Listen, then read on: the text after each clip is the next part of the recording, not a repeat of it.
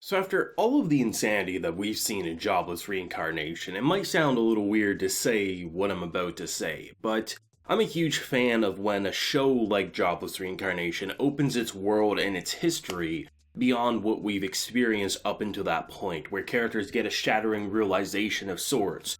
Whether it's, oh, someone you thought you were fighting was actually not all that different than yourself, or you're getting this idea that there's more creatures than just humans out there. In the case of this episode, I love it when a show takes a race that we know has been heavily discriminated against because, well, we have Sylphie, right? And Sylphie was getting discriminated against simply because of who she was and what it reminded people of. And we didn't really know why people hated this race so much. And in this episode, these two characters actually end up getting saved by one of the people that generally they're pretty scared of. And we learn a tragic history about what happened to them. And that's the type of content that sucks me in the most. And as weird as it may sound to say for some people, because there's been some incredible episodes of this show, without a doubt. I don't think there's been a single bad episode or a single boring episode. And I'd personally argue, if we're looking at it just at face value, this would probably be one of the simpler episodes, but for me is actually my personal favorite one we've seen. By throwing the character once again away from his normal situation. The first time was he was at the village,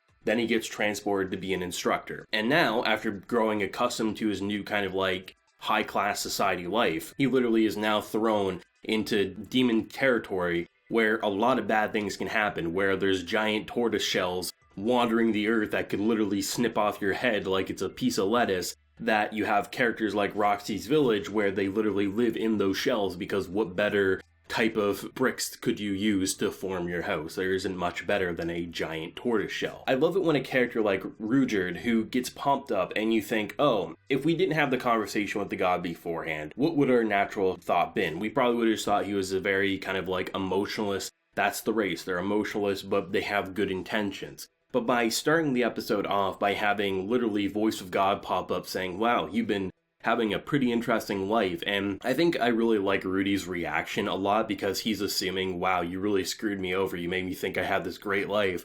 And really it was just all bullshit, wasn't it? And he's quite mad and kind of understandably so, going from one life he despises to the second life that he's actually pretty proud of and was enjoying and was really looking forward to living a long and healthy life. Now he's talking with some silhouette that looks like God, and if I'm not mistaken, they might have even rotoscoped the God's movements because they have this really interesting blending technique where it almost looked like you didn't have the HDR settings properly on your TV, so there was this blurriness, and it was this very otherworldly feeling, which honestly, if I can give a big compliment to Jobless Reincarnation, whenever you have characters talking with spirits or supernatural like entities like gods, it's usually just a white scene, like that's what they do, but Jobless Reincarnation took the extra step to make it feel like we were disoriented, not knowing if is this reality or something completely made up in our head. But by God saying, hey, you're gonna meet a man, trust him and help him, I think it's a good way to suck Rudy in to say, hey, you know, naturally he's probably thinking don't talk to strangers because this world could literally destroy him. But by having a simple conversation where a man's just trying to help kids and the village that he brings them to, which just so happens to be Roxy's hometown, which is pretty interesting, and you get to see the parents and you learn officially in the anime, though I don't think many anime fans are going to be surprised by Roxy's age because it's been posted in comment sections across the entire internet since Roxy was introduced on her actual age. But still, like, it's good world building, it's good setup, and just seeing the conversations and building up to the point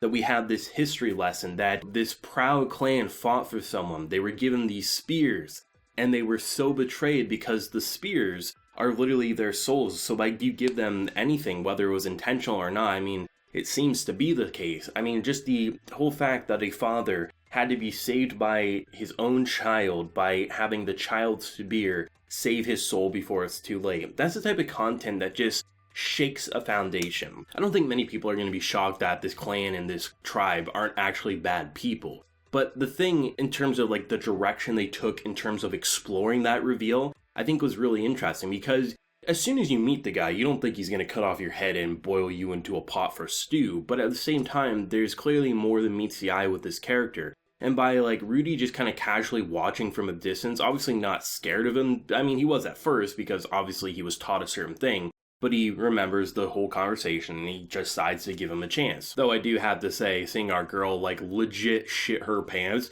was probably the best reaction that we see in the show to date. I mean, that's probably legit the exact reaction that a child should have, because literally these are the types of things where like you have monsters under your bed, so you try to keep the kids in bed so they won't like go creeping around their room at night because they're scared there's a monster under the bed. The mother in this show literally said that if you like stay up too late, like they will eat you. And then she gets mad because she realizes the mother was bullshitting her. The way they have like these very genuine reactions, sure, we can go back to like the first couple of episodes of the show. We saw how people were treating characters like Sylphie, but to see an actual, full-fledged adult here, how would a child perceive that, even though that monster to them is just sitting around a fire and is the reason you're not dead yet? By shaking up the foundation for a second time in 9 episodes, generally I would say is that the right direction to go, but when you have a character who's been reincarnated, who had such an easy village life, then was kind of thrown into new high-class society, to then was thrown into literally life or death situations after becoming pretty good with magic, and luckily his partner is pretty good with a sword. It's the type of stuff you want to see, and it will be very interesting to see where the last couple of episodes will go with the first core, as we then wait for summer for the second core, because this is one of those things where they have a really good plan in motion, the idea of give and take, where obviously this is a character who can't go inside the villages because he'll probably get killed, or just honestly everyone will run for the hills. But then you have characters like Rudy who can go in there, so help from a distance, help outside of villages, where Rudy and his traveling companions can help inside. The big what if I have is I'm curious how long a character like Ruger will actually be a part of the crew. For the rest of the first core, most likely, because we only have 2 episodes left until we have to wait for more. But it'd be very interesting to see a teenage, if not even an adult character like Rudy in the future, still traveling with a character like him, because in terms of all the characters that I've been introduced to, I can safely say Richard is probably the one I'm most curious about, and I could probably say has left the best first impressions for me. I'm really interested to see where he goes, and I'm really excited to see what's going to happen. The only other thing I really want to make a mention of is, even though I knew of it because of comments, I really do like the concept of Roxy's race in terms of her age, because they say like a healthy person could live up until they're 200, so it's basically like doubling the adult life. And it's interesting too, because a lot of times, there's these sections in human life that if only we had double the amount, we could really experience a lot in our days. So for Roxy being like 42, right, that's really like 20 in human years, 18 in human years, give or take. It's very fascinating, especially considering that the mother is 100 in her own years, and what's that, like 40 to 50 probably in human years. It's very interesting because it's not one of those ridiculous numbers where it's like 2,000 or anything like that, but it's something that's pretty interesting all things considered, and I really enjoyed it. Overall, this was just a really fascinating episode to me, and I'm so excited to see where they're going to take the last couple of episodes, because I think they have a lot to work with. And with something being technically a slow episode when you think about it, they fall from the sky, they meet a new character, they go to a village, and then they leave the village. Sure, the actual backstory content's really fascinating, but it's a slower episode.